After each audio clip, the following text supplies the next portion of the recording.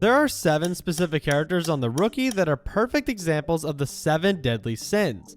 But on the flip side, there's another 7 characters that embody the opposite, the 7 heavenly virtues. In this video, we're going to be comparing the Rookie characters that embody the 7 deadly sins against their contradicting heavenly virtues. We're going to be starting with greed versus charity. The Rookie character that exemplifies greed the most is Oscar Hutchinson, someone who only cares about himself and what he can gain, and he will do anything to get it, even if it means helping some truly despicable people. Oscar is a sociopath, someone who cannot comprehend what it feels like to feel empathy for others and doubles that into his own self-worth. One of the craziest offenses that show his greed the most is when he helps Monica get information on the employer of the assailant who tried to kill her. He, along with Jason Weiler, beat a man half to death for this information, all in exchange to be able to escape prison. Meanwhile, this information made Monica extremely powerful and has allowed her to do much more damage down the line. But this didn't matter to Oscar. It doesn't concern him. It was never even a thought in his mind.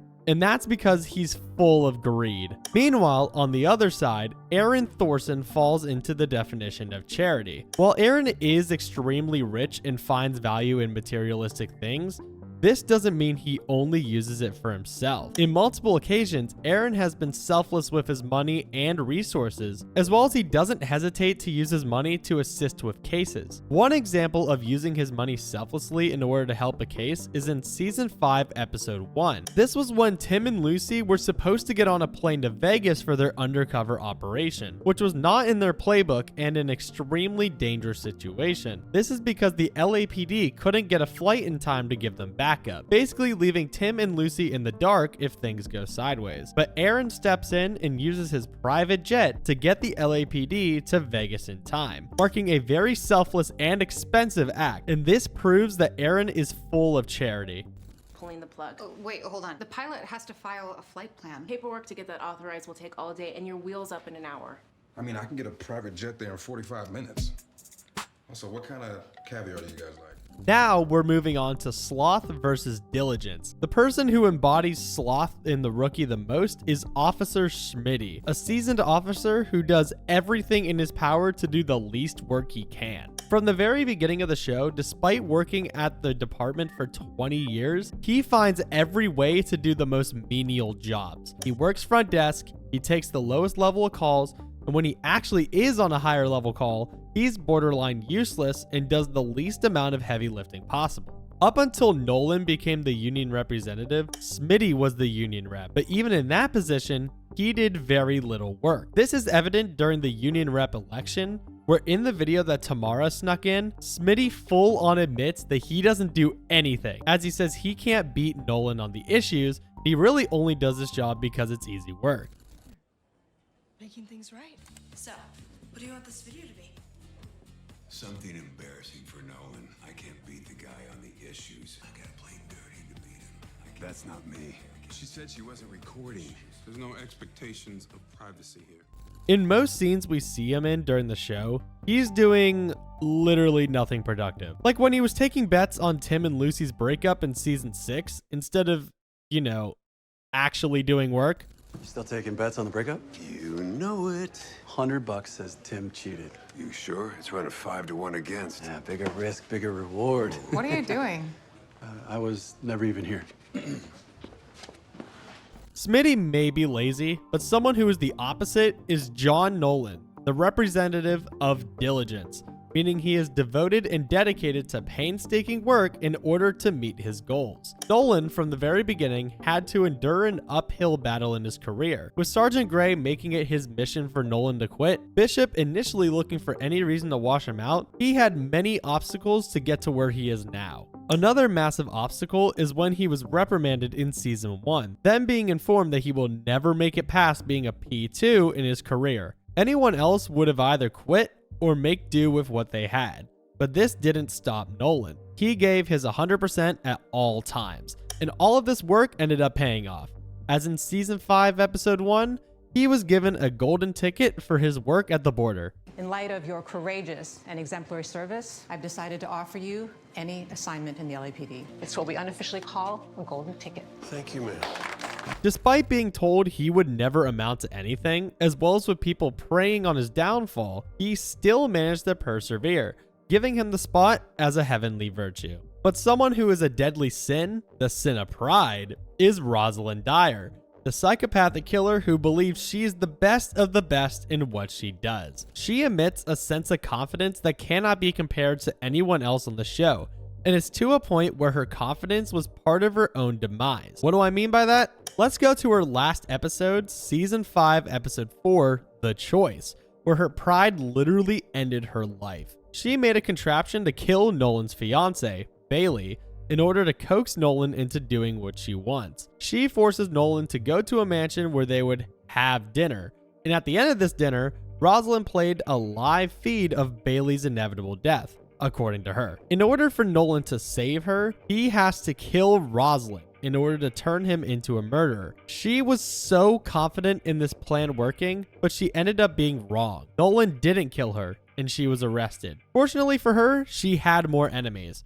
and she was sniped and killed on her way to being booked, ending her reign. Even though she would have died either way, her overconfidence in her plans made her have to resort to this, making her a very prideful, sinful woman. However, someone who isn't sinful and represents humility is Officer Bishop, even if she wasn't always that way. Talia started off as someone who was very by the books and followed all orders given, including Gray's orders to make Nolan's training as hard as possible. However, eventually, Bishop gives Nolan a bigger leash, and she is surprisingly impressed with what she sees. She sees somebody with a different set of life experience and skills, and she is stood corrected. She begins to admire his work and realize she was wrong, showing a sense of humility and making it onto this list. Now, before we move on to our next set, I've decided to lump 2 sets of couples into these groups instead of individual people. We are now going over lust versus chastity, starting with Jake and Sava as the embodiment of lust. Lust describes an intense desire of sexual intimacy and relations, and these two fit the bill to a T. In almost every scene they're in, they are all over each other, making out, hands in places that are at best inappropriate, and at worst, they're disgusting in terms of public display of affection. These desires don't even just stop with their own relationship, because they also have caused each other to break the sanctity of their relationship by cheating on each other. Her best friend, who was previously seen when he was released from prison due to overcrowding. This ended up coming with a price because Sava was so enraged that she killed him, and Jake's body is found in the episode Double Trouble. This wouldn't have happened if Jake and Sava's relationship wasn't built on lust. But do you know whose relationship was built on chastity? Gray and Luna, the most stable and loving relationship in the show. Chastity doesn't mean to abstain from sexual relationships as a whole, but rather is to have those relationships built on love, genuine feelings, and respect for one another. This perfectly describes the long-term marriage of Lieutenant Gray and Luna. Every time they're seen together, they treat each other with love and kindness, and they are not overly affectionate in public, staying away from what are considered lustful actions. This also stems down to their daughter, who benefits from their healthy relationship as well. Watching their scenes alongside Jake and Sava is a night and day comparison with how a relationship can benefit from more wholesome actions versus ones filled with lust. And that's why they fall here on this list. Next up, we'll be talking about envy and putting it up against kindness. On the sinful side, we have Officer Penn as envious. While this isn't exactly true after season 7 episode 13, in the beginning of that episode, however, Penn is extremely envious of his old friend AJ Knox, as well as envious about his current life and career versus where he could have been if he was able to still continue football. Before joining the LAPD, Miles was on track to be a professional football player. Unfortunately, he was injured while playing and had to quit entirely. Luckily, he eventually healed and joined the LAPD, and he was fine until he reunited with AJ again, making him jealous. He could have had the same lifestyle, the cars, the parties, the women, but now he can't have that, and he found himself comparing his life to AJ's. He was envious of him, to the point where when he was offered the chance to share that lifestyle with him by being private security for AJ, he really wanted to take it. Fortunately though, he didn't take it, as Tim talked him through it and Penn realized he didn't want that. Luckily for him, his envy subsided. On the other side of envy, we have kindness, and that goes to Lucy Chen. Lucy is a very polite, soft, and caring person who is nice to almost every person she meets. Of course, there's some exceptions for most criminals, but even with some criminals, she still shows compassion for those people. One example is with Tamara Collins, a teenager who steals her car so she can have a place to stay and or sell it for money, depending on when you asked her. Even though Tamara did this, Lucy took her under her wing and supported her. She bought her clothes, gave her money, and kept close tabs on her in the beginning. Eventually, in the season 4 episode 5 Minutes, when Tamara got her life back on track, Lucy offered her a place to stay as her roommate, giving Tamara an even better chance of success. This is one of the kindest things a human can do for another, which is why I feel this alone should give her the virtue of kindness. Next, we are going to go over wrath versus patience. And for wrath, I decided to go with Sandra de la Cruz, aka La Fiera. This wrath was unleashed after the death of her son, but before that, she had reasons to keep it under lockdown. Before her son's death, she stayed out of the LAPD's way, and she had a sense of humanity and empathy. Despite her being a massive criminal, she still bonded with Detective Lopez over their shared motherhood, and her wrath got the better of her. When her wrath was unleashed, she was devastated.